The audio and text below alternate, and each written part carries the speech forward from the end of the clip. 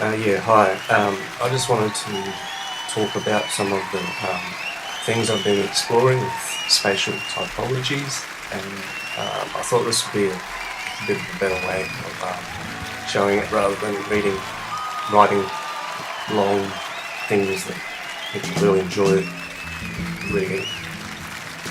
I wanted to look at spatial typologies, but also see how they translate on a vertical axis. And I have a couple of pictures here that I'd like to show just to help talk about what I've discovered. I don't know how that got in there. So anyway, first of all, I wanted to look at this image here, which I found on Facebook. It's quite a nice little carving, but the significance I saw in this is you can see it's an obvious sort of typical cathedral. Now you've got the four sections which are all sort of uniform and at the same height, and then you reach an area with a larger floor space and it's taller. Now I'm wondering, does this create a vertical typology? When I reflect on it, it kind of more or less just enhances the horizontal typology. So perhaps you could be looking at it as a linear typology. Now the next image I found quite interesting. This is looking at simple little block shapes and how I guess the typologies can metamorphosize as they go into a third axis of vertical sense.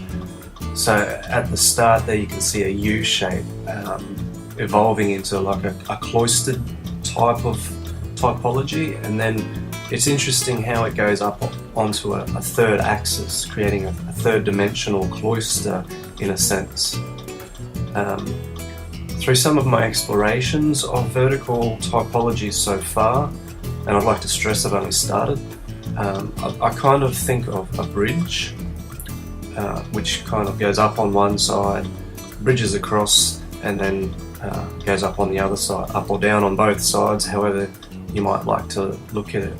I'll skip to this sketch that I did, which is of buildings in the CBD of Townsville.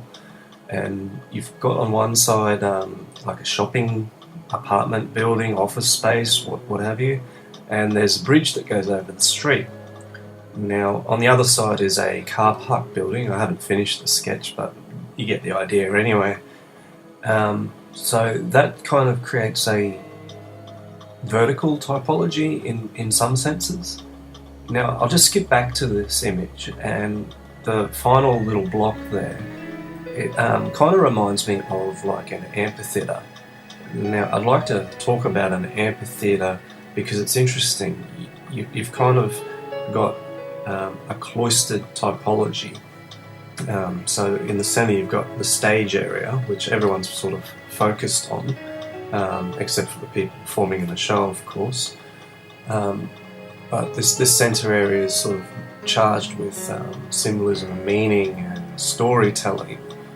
And in a typical cloistered typology, you've got the immediate surroundings which are focusing on that central area.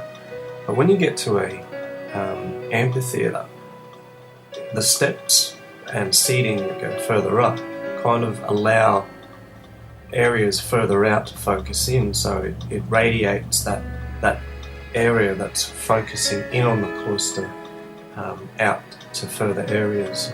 So in a way it enhances the cloistered typology. When you translate that on a vertical sense, I guess you've got one area on the bottom where the stage is, and then these stepped up areas which I guess can create movement or focus up towards getting to the best seat, getting up front, getting somewhere where you can focus in on that activity in the centre.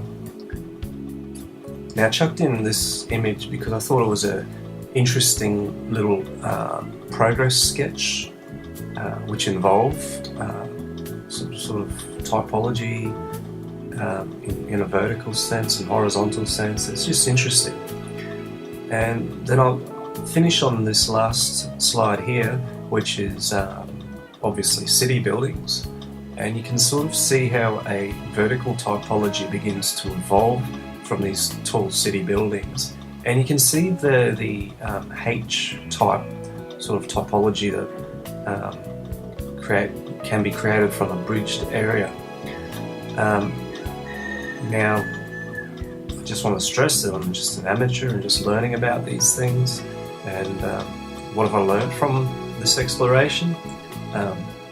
You can focus on your typology and different things you can do vertically to try and sort of work on that discussion happening within your buildings. It doesn't always create a vertical typology. In some cases, it simply enhances the typology that you've already got on the ground.